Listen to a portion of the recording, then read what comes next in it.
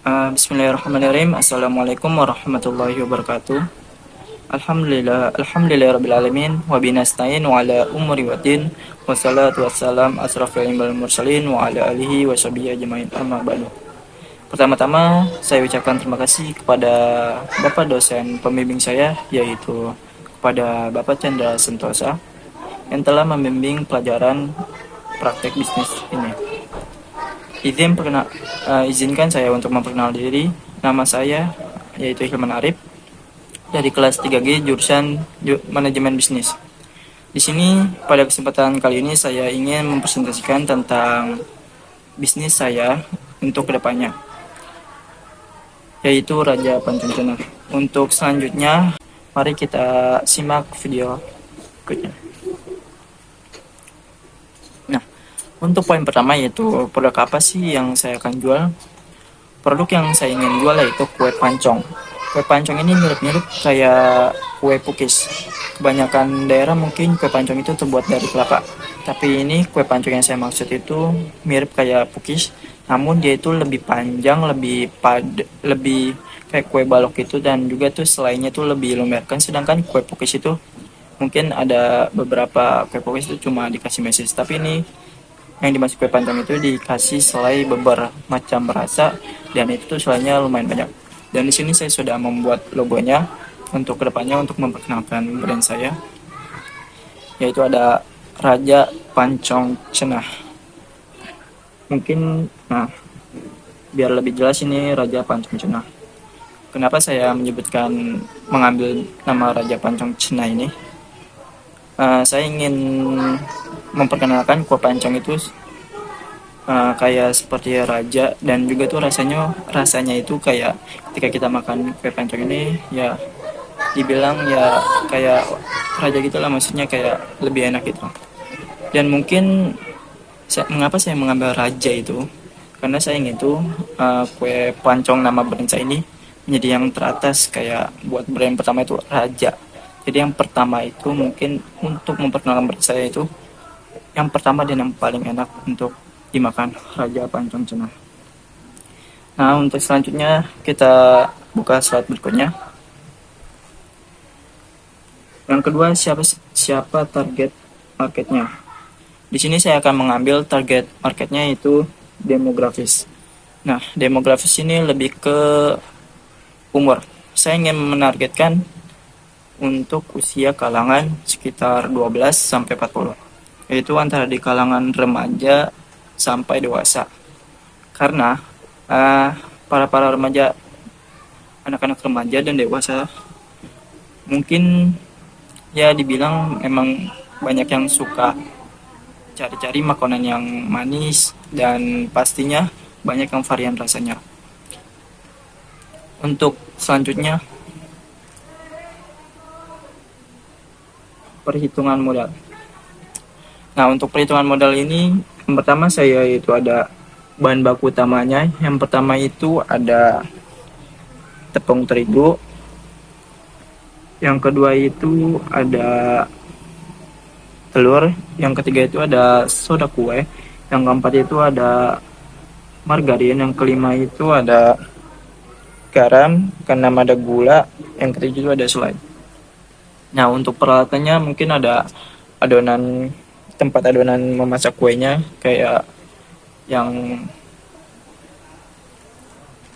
tempat adonan kuenya untuk memasaknya kayak loyang gitu. Terus ada mixer untuk mengaduk itu, ada meja, ada tempat adonan juga buat nyetaknya nanti. Nah, langsung ke masuk perhitungan modal. Mungkin untuk lebih jelasnya ini, pertama ada bahan baku utamanya. Nah, di sini ada tepung terigu, ada gula, ada garam, ada telur, ada margarin, ada soda kue, ada coklat. Langsung masuk ke perhitungan modal. Nah, untuk perhitungan modal, untuk pertama yaitu ada perhitungan modal. Di sini ada yang pertama itu ada tepung terigu. Harganya 1 kg itu 12.000. Mungkin untuk sebelumnya saya akan menjelaskan terlebih dahulu di sini ada apa aja. Nanti baru saya kasih layarnya. Nah, perhitungan modal awal yang pertama, yaitu ada satu tepung terigu 1 kilogram itu harganya 12.000. Yang kedua ada telur 4 butir yaitu harganya 8.000.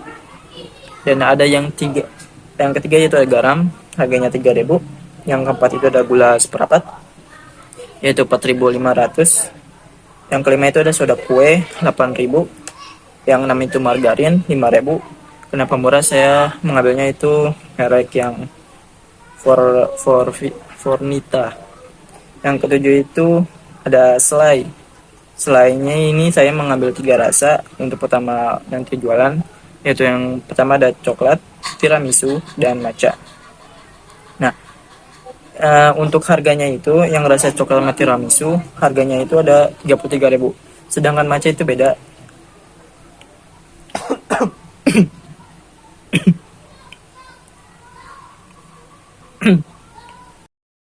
Baik, selanjutnya masuk ke perhitungan. Sebelumnya, mohon maaf Pak, izin untuk mempresentasikan dengan langsung bicara saja tanpa memunculkan muka, dikarenakan tadi suara saya tidak kurang enak, sedang tidak enak Pak. Langsung saja lanjut tadi. Untuk harga matcha kan 37.500. Jadi total selai itu ada 103.500. Nah, untuk 3.500 ini kemungkinan akan habis dalam 3 hari karena dari total jadi itu 185 pieces. Ketika kita dibagi 5 dalam satu box itu isinya 5 pieces, itu sekitar mendapatkan 37 pieces saja. Nah, itu kemungkinan dalam 3 hari baru habis, yaitu harganya 34.500. Nah, untuk sedangkan kemasan yaitu ada 37.800, 378 perak satu piecinya dikali 100. Itu untuk standar harganya dalam toko online tersebut. Nah, untuk gas melonya itu ada 22.000 untuk gajian harinya. Untuk menghargai ya atas kerja saya selama ini itu cukup 1.500 kali 25 hari 37.500. Nah, untuk beban sewanya itu ada 500.000 per 30 hari itu 16.667. Nah, jadi totalnya itu ada 233.800. Nah, lanjut saja langsung masuk ke HPP, hitungan HPP. Yang pertama itu 12.000 dibagi 165 pieces mendapatkan 64,86 perak. Lanjut ke telur 40 butir itu ada 8.000 dibagi 185 mendapatkan 43,24 perak. Nah, untuk garam ini kan saya cuma menaruhkan dalam satu adonan itu mungkin 1 sendok makan. Nah, kemungkinan bakal habis dalam 5 hari. Saya bagi 5 hari jadi 600 perak. 600 perak lalu dibagi dengan 180.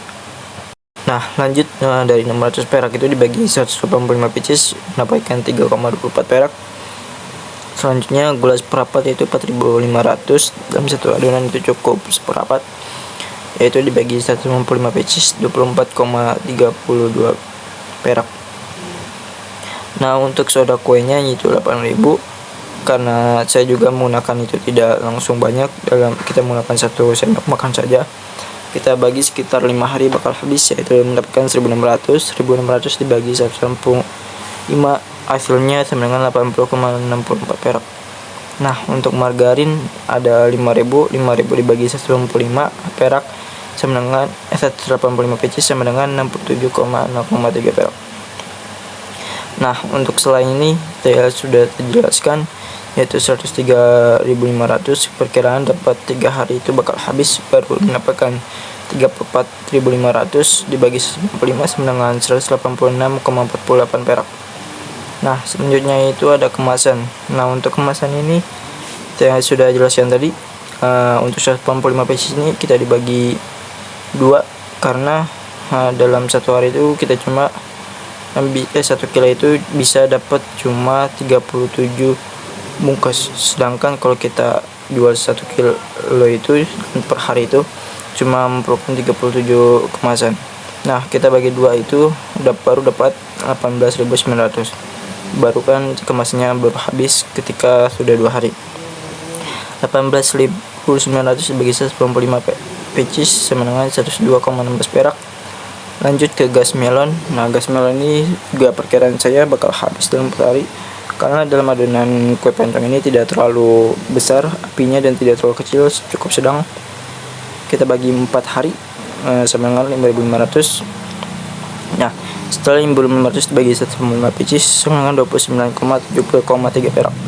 Selanjutnya gajian hari, kita kalikan 1.500 kali 25 hari dalam 1 bulan, yaitu 37.500 bagi 115 pcs sama dengan 270,20 perak. Nah, untuk beban sewa ini saya mendapatkan beban sewa sebesar 500.000 per 30 hari atau per bulan.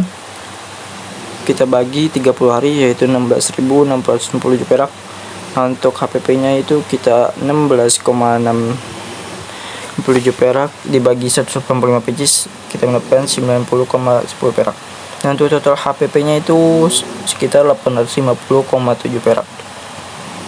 Nah, untuk menghitung harga jual, yaitu harga jual kurang HPP, saya menargetkan itu untuk menghitung harga jualnya kan ini 850, saya bulatkan jadi 851 perak dikalikan 5 pcs, yaitu bisa mendapatkan 4,255 perak.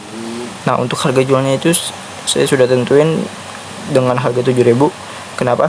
Karena dengan harga jual dikurang HPP 7.000 dikurang 4,2,5 perak mendapatkan margin profit sebesar 2.000,7,45 perak.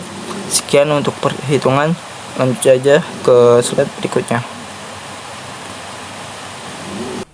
Supplier siapa saja dan di mana? Nah, untuk supplier ini saya mengambil 3, yang itu ya dimana ada 2 online dan 1 itu offline. Saya mengambil supplier untuk kemasan itu namanya itu ada Dedali Kreatif. Dan yang kedua itu yang buat selainya itu saya mengambil online bagus. Ini saya mengambil selai Collins. Dan yang untuk di tengah ini Bu Ina, yaitu kayak bahan baku utama penting-pentingnya kayak ada terigu, telur. Saya sudah mendapatkan di daerah Depok. Di sana tujuan saya nanti untuk jualan nanti di daerah Depok. Nah, Bu Ina ini masih dibilang warung karena saya belum mendapatkan kayak grosir. Mungkin kalau grosir lebih murah harganya. Dan untuk perkiraan untuk saat ini saya mengambil di warung Bu Ina ini. Nah, distribution channel online atau offline. Ada 2 strategi yang saya ambil. Yang pertama itu ada offline, jadi saya akan tetap jualan offline, dimana saya jualan langsung kepada melayani customer nanti di pinggir jalan gitu. Udah saya juga beban sewa nanti. Ada beberapa orang yang lewat, saya langsung berhadapan langsung untuk menawarkan produk saya ini. Dan yang kedua itu ada online. Nah, dalam sistem online ini saya menargetkan untuk 1 bulan kedepannya itu saya untuk mendaftarkan ke Gojek. Nah, untuk sementara ini mungkin online-nya itu dibilang untuk maksud ke TikTok, dimana saya terus luangkan waktu saya ketika saya sedang jualan live TikTok supaya dapat dan juga mengangkat brand saya.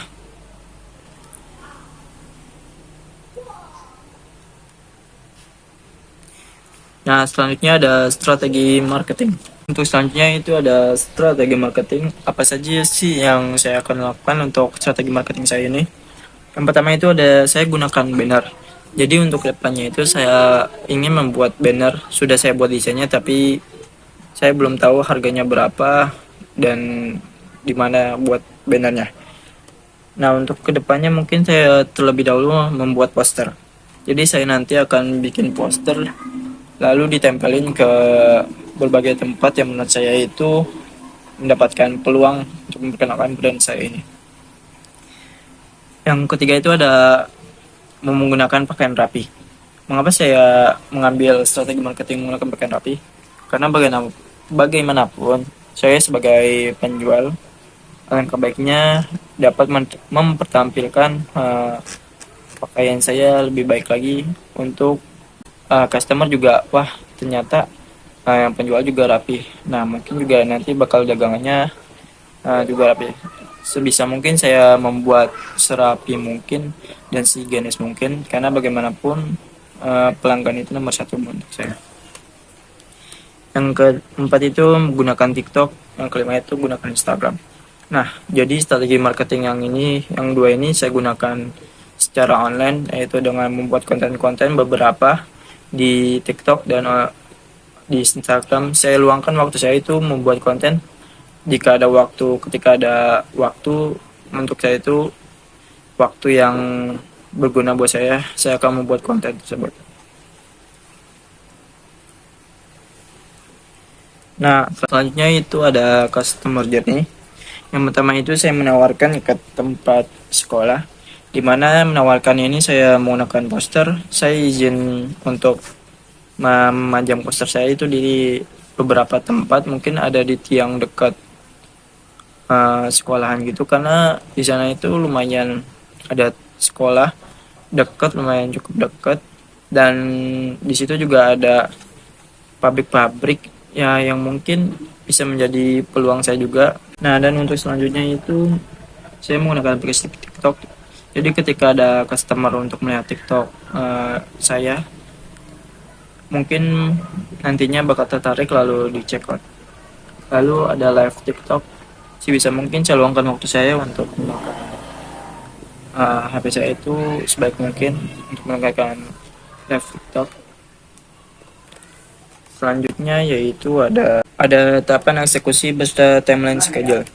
Yang pertama itu untuk tahapannya, untuk bulan Oktober pertama, saya akan mulai banyak riset, terutama riset pasar, riset supplier, dan tempat, di mana mungkin saya sudah mendapatkan tempat yang menurut saya sudah cukup lumayan, tapi mungkin saya bakal riset-riset lagi.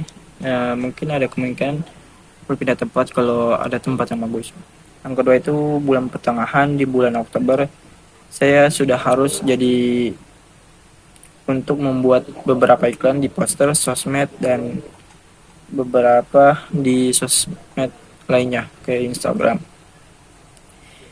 Yang ketiga itu ada di akhir Oktober, barulah saya udah mulai jualan sekitaran tanggal 31 di akhir-akhir Oktober, dan di awal-awal September saya sudah mulai jualan offline,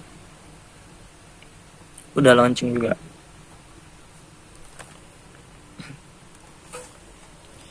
Selanjutnya ada bagaimana caranya agar ada penjualan setiap harinya. Aktivitas apa saja yang akan saya kerjakan?